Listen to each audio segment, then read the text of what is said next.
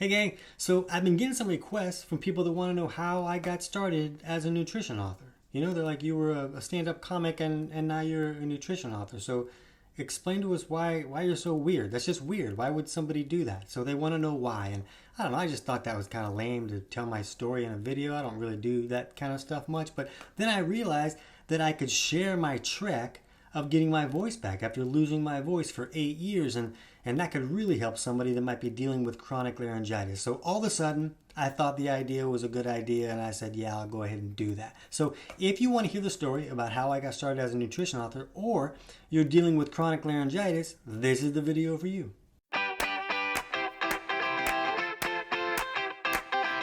TC Hale is not a doctor and does not claim to be a doctor or licensed in any type of medical field. Don't be an idiot and use anything heard on the show as medical advice. This information should be used for educational purposes only, and you should contact your doctor for any medical advice. Now get off me. So it was 2004, and I was a professional touring comic, but I was kind of tired of being on the road, so I was also staying in town a lot and working as a personal trainer as well. So I was kind of mixing it up a little bit, and I went out one night to see some live music, and I was talking loud over the music, and next morning my voice was gone. And it just kept not coming back, and I'm like, wow, that's super disappointing. I kind of want to have my voice back. So went to the doctor, and saw that doctor, and then I ended up seeing 22 more doctors. And every single doctor would give me a different medication, and every single one was making me worse and worse, and nothing was showing any improvement. And a lot of them felt like I had an acid reflux issue, and that the acid was coming up and burning my vocal cords and creating problems where it wasn't healing correctly. So they would put me on those, PPI type medications that turn off the stomach acid. And I didn't learn this until much later, but it turns out that the PPIs can turn off the stomach acid and turn off the symptom, but they don't actually correct the problem. Because the stomach also holds digestive enzymes that are made to help us break down our protein. Well, guess what your esophagus and your vocal cords are made of? Yeah, it's protein. So even if you turn off this acid and it's not coming up anymore and it's not burning you and you, oh wow, I got relief, I must have fixed the problem. These digestive enzymes can come back up and they break down the tissues in your esophagus or your vocal cords, and they're creating damage even though you're not feeling it. So if you have chronic laryngitis, I will say this, it's very likely that acid reflux is at least a contributing factor. And you're going to hear about some other issues that I had as well that kind of stacked on top of each other. But it's very likely that reflux is at least a contributing factor. And the problem is that turning off the acid doesn't fix the actual problem. The actual problem is this function at the bottom of our esophagus that opens when food comes in, and then it closes to keep us from having reflux, from keep food from coming back up and burning us. And it turns out that turning off your stomach acid actually makes that function even worse. So that's a real problem, and I didn't learn that until much later. But if you are having chronic laryngitis, then you want to understand acid reflux better. So pause this video now, and then down in the description, you might have to click more to get to it, but in the description, there's a video about acid reflux and understanding how that happens, and you're going to want to watch that and understand that. And then come back to this video, because you're going to hear about some other issues that I had as well on top of that reflux thing, and as well as how I fixed it and all that stuff. But back then I didn't understand all that stuff. So I was just going to doctor after doctor. Each one was making me worse. I was getting wiped out. I had 3 steps that went up to my apartment, and I would have to stop halfway up the 3 steps and like rest for a few minutes. And I was training clients in the gym. I'd go to the gym and I'd train a client, and I'd have to come back and I would take a nap just because I had no resources, no fuel, no energy, anything. All these medications that the doctors had me on were just making me worse and worse. So I finally I told them all to piss off. You know what, I'm going to figure this out myself.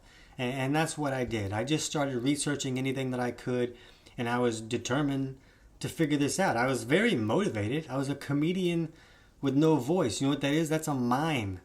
So I really wanted to get my voice back. Nobody has ever sat around with their friends and be like, hey, you know what? We should go see a mime tonight. You've never said that. No one has ever said that, because people would probably just assume punch a mime in the neck than go and see a mime do his job. But I don't want to offend you if you are a mime. But if you are, just try harder. Nobody likes mimes. So I really wanted to get my voice back, and with the inability to talk for such an extended period of time, I lost my girlfriend at the time. I lost my income. I had a 6-figure accumulation of health and medical bills that bankrupted me. And so everything was really not going well. And the worst part is I couldn't talk. I couldn't complain to anybody about it. And I couldn't do nothing. So it was pretty miserable. That did not go well. So if you've lost your voice for an extended period of time, understand that I know that it sucks. It's like the worst thing ever. And, I liked being funny. And so I didn't even want to socialize. I didn't want to go out with my friends because I would think of something funny and I couldn't say it, and it would just make me so mad. It got me so frustrated that I was like, you know what? This time that I'm spending going out and just making myself mad, I could be spending that time learning or trying to figure out what's going on with my body and try to fix it. So I basically just stopped socializing, and I thought I was going to be, I'll just do this for a few months and it'll speed up the process. It ended up being years that I didn't really socialize, but we'll get into that. But the only thing that saved me financially and allowed me to not be homeless was that before I lost my voice, I had some training clients. And so I wasn't doing stand-up anymore. I just stayed in town and I was training more clients more often. And so that helped me keep some money coming in. But the weird part about it is that I would train these clients. I wouldn't talk at all. I would just point, go, do that. I had hand signals for how many reps they should do. And we just figured out how to communicate without talking, and they just did it. But the weird thing is I kept getting referrals from their friends. They were coming hey, I heard you were really good at this, and I want to come work with you too. And I'm thinking, well, I can't talk right, but I don't know. I think they just knew I wasn't going to yell at them. I wasn't going to be that kind of trainer or something, because they just kept showing up, and that started to go well. So what I did instead of socializing is I did my personal training so that I could eat food and have a place to live.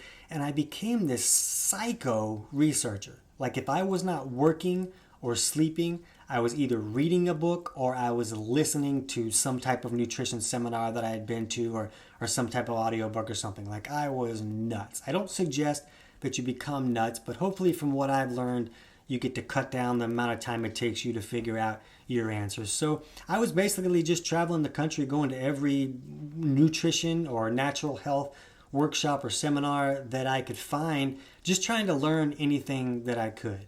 And I finally found this guy that was trained in bioindividuality and explained to me that, everybody's different and the way that their body is operating is different. And it was great. It made a lot of sense to me. It really clicked with me. And for the first time ever, I was starting to see improvements. So I went from being able to say, 12 words a day. That's about what my max was as things started to improve a little bit. And all of a sudden I could say up to 30 words a day. I was like, wow, look at all those words I had. I would go to bed and I'd still have some words left over. It was unbelievable to me. It was like Christmas or something. But that was a really big deal to me. So then I emailed this guy some questions about some things I was trying to fix, and I wasn't hearing back from him, and I was getting really upset about it. And then somebody finally emailed me back and said that he had died in some freak accident. And, I was like, wow, that's really not convenient for me. I wasn't having a very good time, and life was tough, and I didn't have a very good viewpoint. So, this guy had just died, and I'm like, why does everything happen to me? So that's kind of where I was at. But what I figured out was that I needed to know what that guy knew. He had been the first person to help me create any type of improvement whatsoever. So I flew across the country and I studied with the guys that he had learned for. And I just started learning about bioindividuality and how the human body works. And, I discovered an issue that most people that are dealing with chronic laryngitis are not going to have. Most humans do not have this issue that I find out, and it's called hereditary hemochromatosis. And it's basically a situation where your body absorbs too much iron. It absorbs more than it needs. And as that accumulates over years, it starts to create a lot of inflammation. Because any type of metal, like iron, in the body, when it reaches an excessive point, can create a lot of inflammation issues. So the way that I corrected that was I started just doing phlebotomy therapy. I had a naturopath that would help me, and I would just go and I would bleed out into a bag, and I'd go home and there would be a big bag of blood that I left there, and I'd be wiped out that day. And I just kept going back. And there's other ways that people use to get iron or heavy metals out of their body, but a lot of them just don't seem to be as effective as just bleeding. And so I was bleeding out, then the body would make new blood that didn't contain all that iron, and my iron levels were going down and down. So I finally fixed that problem, and that reduced a lot of the inflammation. It was in my whole body, but it was magnifying my vocal inflammation as well. So once I corrected that, I took another step forward, and things started to improve a little bit more. But as I was creating this improvement, and I still hadn't fixed the problem, I still couldn't really talk on a normal basis. I would just be able to say a little bit each day. But I was learning all this crazy stuff about how the body works. And I would have a friend that was like, hey, I got to sit on the toilet like 12 times a day. Like, it's just, I'm butt soup is what I'm at. And I just can't stop it. And I learned some things about the underlying causes that can create chronic diarrhea. And I was telling him about it, and we looked at his chemistry and found that it matched up really nicely for some of these problems. And we just worked on fixing those issues, and then it stopped the diarrhea. He was like pooping like a champion, like once or twice a day, just like what a human being would do. So I saw that and I was like, wow, that's kind of fun. And I started helping other friends with other problems they were having. I helped a friend fix his insomnia. And then a couple months later, his friend called me or emailed me and said, hey, I'll give you $500 if you can help me fix my insomnia.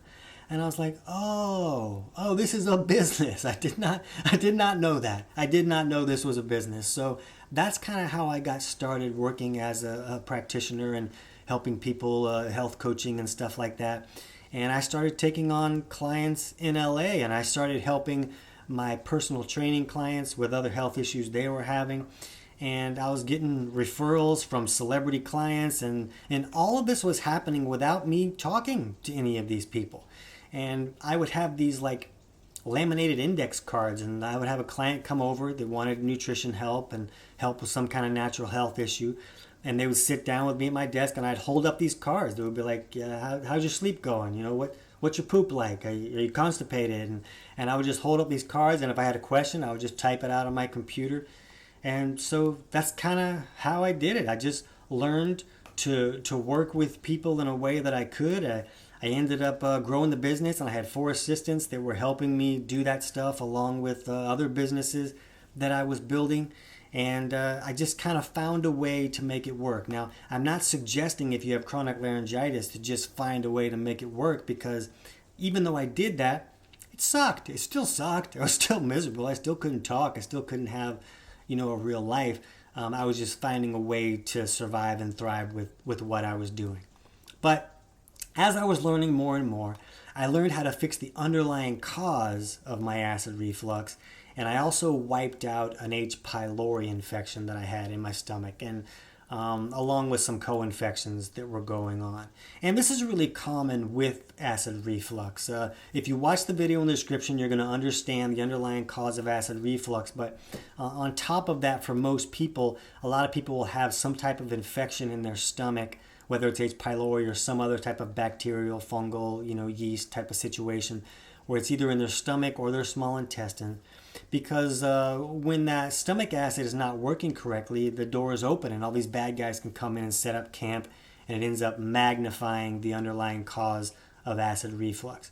So that was a really big problem for me, because these bacteria will create all these gases and toxins, and those gases create pressure that ends up pushing the food back up and magnifying any kind of reflux issue. So I had all this stuff working against me, and there's no telling. It's understandable why I couldn't talk for 8 years. But once I improved those issues, I started to get a lot more improvement, where I was starting to be able to talk a little bit more and more. And then I found out that I had a hiatal hernia. So I'm like, wow, really? People think when they have some chronic issue that there's this thing, I'm going to find my answer. And then that's going to be it. And then tomorrow I'm going to be good. And then on Thursday I'll go get a job and everything will be back to normal again. But the reality is, a lot of times there's a lot of layers to what's going wrong. And maybe there's major imbalances that are creating 2 or 3 different problems. And sometimes you just have to kind of dig for some answers. And that's kind of what I had to do. But a hiatal hernia can create a lot of acid reflux problems, because that function at the bottom of the esophagus that I was talking about that kind of blocks food from coming back up. If you have a hernia, it kind of pulls the stomach up through the diaphragm, through this little tear, and then the stomach is all kind of displaced and kind of jacked up a little bit. and that little function, that valve that closes, is in the wrong place. So it can't really close correctly, and then the person will have acid reflux and it comes up and it burns them really bad. So how I fixed that is I found a chiropractor. It was really good with hiatal hernias, and there's some surgeries and things that can help it, but I kept seeing all the data about 40% of the people do well, and the other 60% it doesn't work at all, and then the other people that do well end up, it just ruins it and it doesn't work for about a year later. So I didn't want to go that route. I wanted to fix the actual problem. So I found a chiropractor that helped me say, yeah, it really does seem like you have a hiatal hernia, and he did some manipulations with me, and I would go back every week to have him help me move it a little bit and kind of push it back down in where it was supposed to go. And I also learned how to do those manipulations on myself so that I didn't need to keep going back to the chiropractor, and I could work on that myself. So each thing I was fixing, I was seeing improvement, and I also finally figured out that I had an infection in my nasal cavity. And these can be really difficult to wipe out. And if you have an infection in your nasal cavity, if it's bacteria or fungal, whatever it is, that infection just can drain all the time down your nasal cavity, down your esophagus, into your stomach. So I was taking these steps to wipe out bacteria and stuff in my stomach, and it would go great. I would improve, but then like a month later, I wouldn't be doing so great.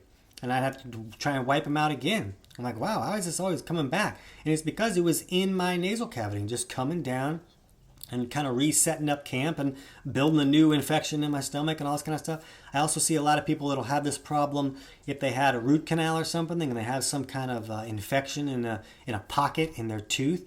It's really hard to wipe that out. Antibiotics don't usually get to that part and can't really wipe those guys out. And the nasal cavity can be really hard too, because let me get this model. I'm going to show you this. Okay, so see, this is the nasal cavity, and people just think that that's like where your nasal cavity goes, just up to there. But look at all these pockets and little goodies back there where things can hide and live and set up camp, and your sinuses go up, above your nose and stuff. So there's a lot of places where they can set up camp and be really hard to get at. Not only that, but these varmints will set up these things called biofilms that are like a protective agent for them. It's like a little house that they can live in. And it's really hard for antibiotics and other antimicrobials to get through those biofilms and really wipe them out. So I had to use some advanced steps to really clear that out, to keep from my stomach having to repopulate with all this bacteria that was creating gases and pressure and pushing reflux back up. So you can see that I had like 4 different causes for just one issue. I just lost my voice, but it had like 4 different underlying causes that were all contributing to it. So it was like this perfect storm. And who knows what happened first. Before all this happened, I did have a food poisoning issue. And I've seen a lot of people now, a lot of clients that come to me with a lot of this, cascade of problems that happened. And if they can kind of follow it back to a food poisoning episode. These, because, something got in there and set up camp, and they just took too long to wipe it out. And it just becomes too hard to wipe all this stuff out. But you can see that I really had to kind of figure out layer by layer by layer of what was going on. And in that process of doing that over an 8-year span, I was learning all this crazy stuff. So that's when I kind of really decided I needed to start sharing this stuff. From the referrals that I was getting from clients and personal training clients, I helped these girls, I helped a girl fix her menstrual cramps. And they were severe. They were like, oh, my period's here. I'm going to be balled up in the fetal position on my bed for, 3 days. I'm not going to be able to go to work. I'm calling in sick, and I have to turn the blinds down and turn all the lights off, or I can't stand to be alive. And so her menstrual cramps were really bad. And I helped her fix those. And then like every girl in town was like knocking on my door. They were like, hey, I hear you're the menstrual cramp guy. And I was like a menstrual cramp ninja. And it was just, I got really good at fixing that particular problem. So when I decided I wanted to write a book, that was the first topic. I was a dude, and I would just tell people, well, I don't get menstrual cramps at all. So I must know what I'm talking about. But I wrote this book, Kick Menstrual Cramps in the Nuts, and that was the first book I wrote.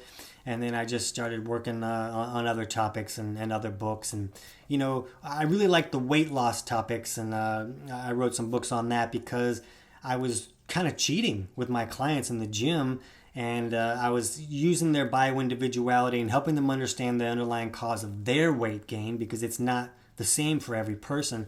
And it just made the process, it was just so much easier for the client, and the results that they saw were just insane. I was helping clients lose up to 240 pounds in a year, like legit, without any surgery or anything, just nutrition and understanding bioindividuality and some good basic exercise. Nothing insane like you'd see on a reality show or something. Just easy, walking and some good resistance training. But it was this information that I felt like I had gained while I was trying to find my own answers that really helped me help these other people with their problems. And that's just, it's been a lot of fun. And now I still work with clients some, but I mostly train doctors and other healthcare practitioners in more than 40 countries learn how to use bioindividuality with their clients and patients. And that's a lot of fun to get to hear all the stories of what they're creating with their success. And so it's just a whole lot of fun. But that's pretty much how I got started. That's how I ended up doing all that work. And, I just kind of followed my own journey and figured out my own nightmare. And it was such relief to get out of that nightmare that I kind of wanted to help other people get out of the nightmares that they might be living into. And we see a lot of practitioners like that they fix their own health problem. And it's so rewarding that they want to help other people do that. And that's just, it's a lot of fun. I've been having such a great time that I haven't even gone back to stand up yet. I may do that at some point, but I'm having too much fun right now. Now, if you want to learn more about bioindividuality or how to look at your own body chemistry and try to figure out the underlying causes of your problem, then I'll put a link to my book, Kick Your Fat in the Nuts, down in the description below, where you can download it for free. And that way you can learn that stuff and try to get a better understanding of that. If you're a healthcare practitioner, I'll put a link to my Health Pro Results book, that you can get that for free too. That might be a better read if you're already working as a health professional or a fitness professional. And if you really just want to jump right in and start working on your any issues that you're dealing with, especially if it's an acid reflux issue, we have a free digestion course that kind of walks you through all the steps that I teach in those books. And some people learn better by videos, so we made this free course for our book readers. But we'll put the link down below so you can check that out too. And I hope it's helpful. I hope you're able to find your answers a lot faster than I did, because that's what this is all about. I'm just trying to lay down some shortcuts for some people so that they don't have to have no life for 8 years and have all the misery and stuff. You can speed that process up and get back to what you're doing. So for now, you can check out those things in the description, but if you're a person with laryngitis, watch the video here for what's causing my reflux. That should give you some really good insights. Thanks for hearing the story, and I can't wait to hear about your results.